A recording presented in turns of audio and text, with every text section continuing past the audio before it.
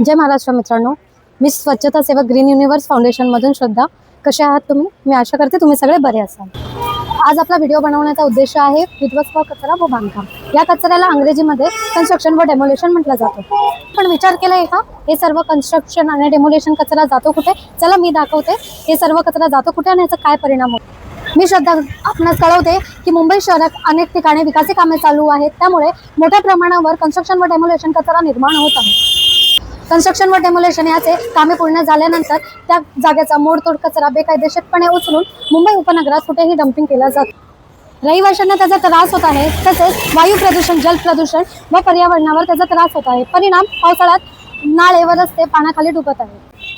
मुंबई महानगरपालिका द्वारा debris on call योजना अंतर्गत डेब्रिज उचलण्याची सेवा उपलब्ध केली आहे. धन्यवाद.